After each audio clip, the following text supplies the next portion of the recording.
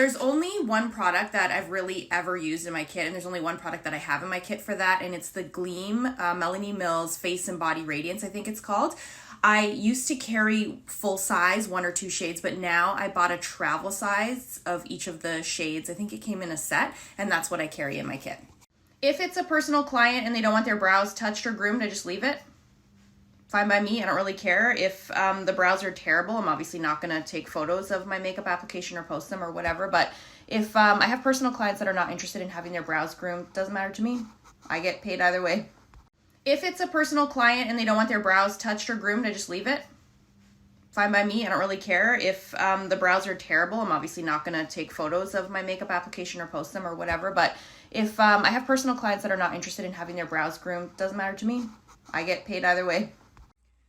Well, this is an interesting question. So we'll say for personal clients, which is anything that's not on set, I normally book an hour, which works out to about 45 minutes of makeup application time once everything's said and done. So that's my ideal booking time, is 1 hour. I don't often get an hour. Usually with those type of clients, it's 30 to 45 minutes per booking. Sometimes I have brides who are willing to give me an hour and a half, and I'll take it if I can get it, but that's not the norm. And then when I'm on set, it really depends on what the schedule of the day is. Sometimes I get half an hour, sometimes 20 minutes, 10 minutes, sometimes it's just touch-ups. So that's how the appointment times break down. I mentioned the Melanie Mills for Body Glow, my favorite thing. I also just like good old-fashioned spray sunscreen for Body Glow. I think that looks beautiful on camera. MAC Face and Body is excellent for more sheer sort of radiant coverage. And recently, I've really been liking the Makeup Forever HD liquid because I just find it gives a very nice skin-like finish and you can cover a lot of things. So I've been using that a lot on the body too, and also to cover tattoos and hickeys and all other kinds of things that I see in my chair. So those are the products that I've been liking. This is another really interesting question, and I'm going to give a rough estimation because it's going to depend on where you live, the products you have access to, whether or not you qualify for pro discount based on maybe you've gone to school or not, the area of the industry that you want to get into. Are you doing hair? Are you not doing hair? And then there's also, you have to think about things like lighting, which should just be considered pretty much essential, like your makeup brushes.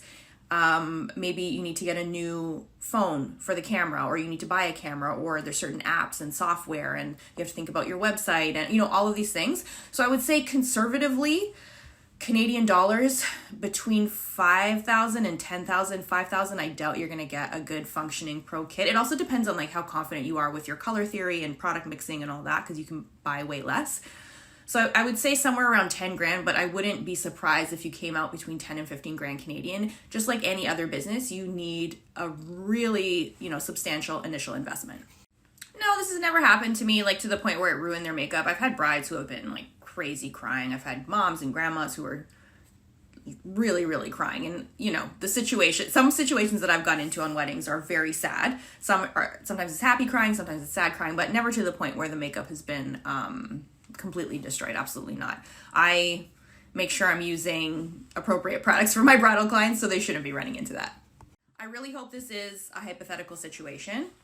This is one of the reasons why this has never happened to me, because I've always had a contract which protects me against this type of thing. So this is always why I recommend, regardless of whether you're working part-time, seasonally, whether you're brand new, whether you have been working for however many years, you have to have a bridal contract in place to protect you from situations like this where your clients cannot sue you. So it goes without saying that you basically should never be late for a wedding. You should be showing up half an hour to 45 minutes early, but sometimes things out of your control happen. Could be a weather situation, could be some random car accident. In your contracts, you would be protected from that, from being sued. Some clients just threaten this and they're just looking for some money back. But if a client really does want to sue you and they have the resources and they have, I assume they would be suing you for something financial if you cost them money because you were late for their wedding. If they can prove this, then they're going to go ahead and sue you. So definitely get a contract in place.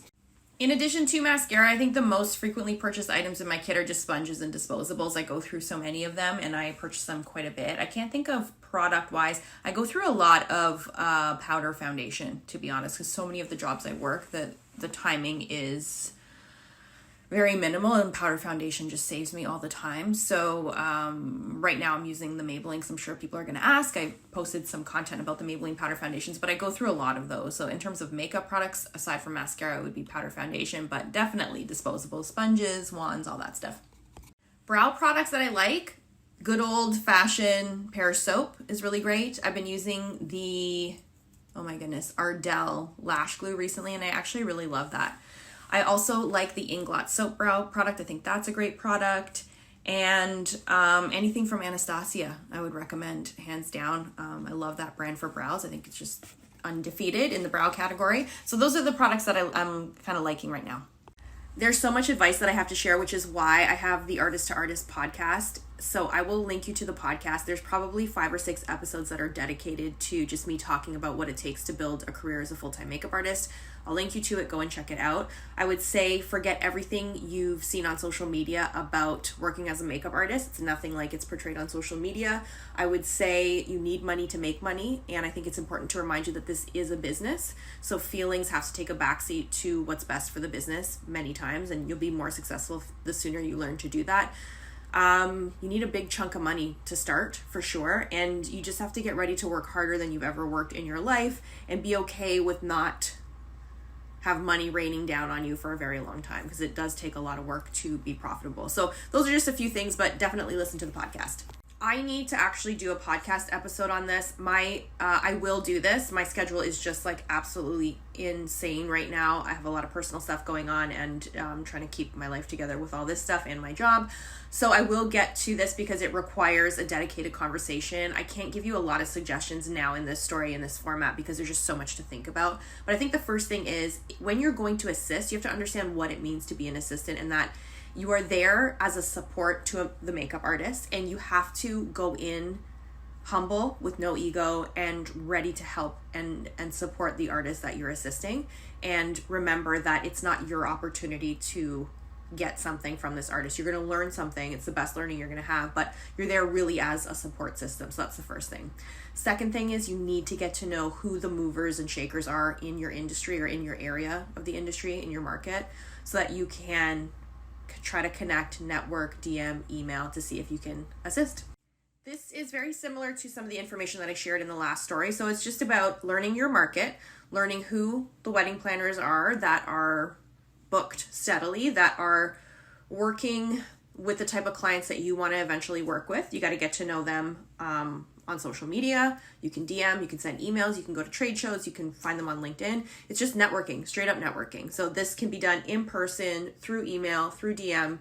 You can connect with them on social, show support there, and start to build relationships over time. That's how you connect. There's no secret sauce. There's no magic trick. There's no, right way to go about this. It's just persistent effort, getting to know wedding planners in your market, and then just making sure the stuff that you're presenting, what's on your website, what's on your social, the language that you're using in your emails and DMs to these people makes you look like a professional and makes you look good to these contacts in the wedding industry.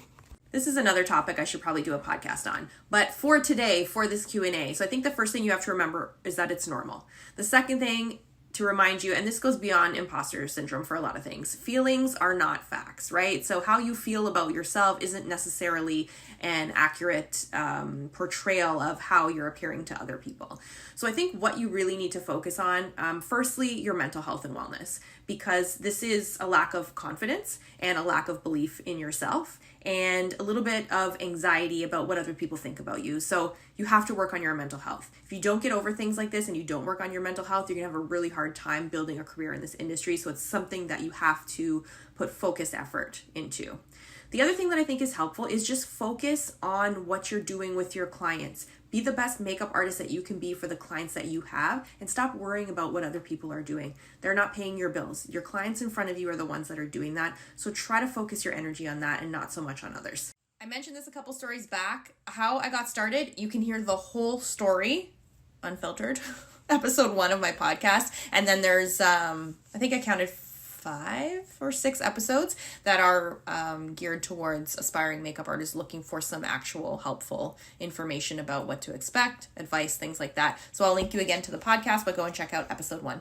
This is a very interesting question. So I'm not a social media expert, and I'm learning about social media almost every day, because I am constantly researching and reading and trying to figure things out. The goal for this social media account for me might be different than what your goal is with your social media. So the first thing you need to think about before you start thinking about content calendars and how many times a day to post and do all this, what is the point of your social media? If it's to become an influencer and to go viral and to get a lot of followers so you can be more of an influencer, then you have to think about how you're going to post 2 or 3 times a day, what the content is going to be. It has to cover off different things like entertainment, education.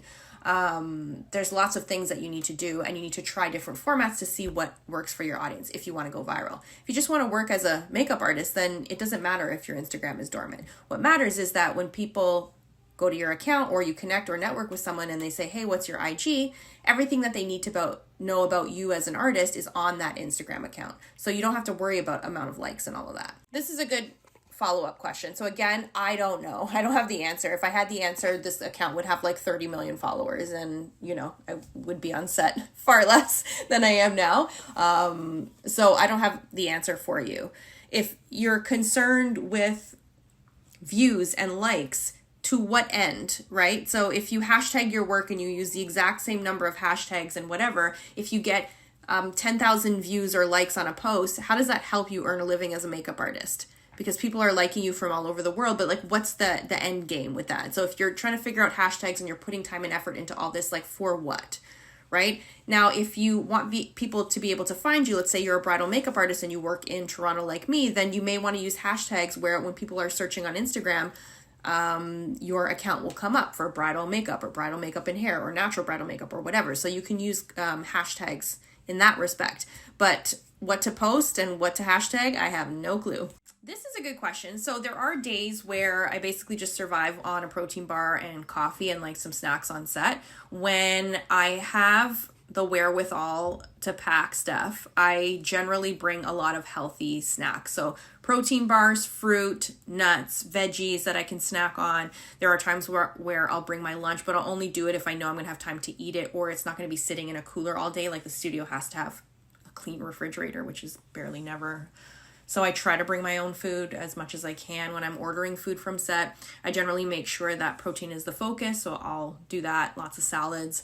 And yeah, just sometimes just high fiber, high protein snacks to keep me full throughout the day, so I'm not eating any of the gross snacks on set. Protein shakes, if I can order one, I'll have that. But that's basically how I do things. There's a lot of small things on the go that you're generally eating, but I try to have no junk. Sometimes it doesn't work out, but most of the time I try to be as healthy as possible.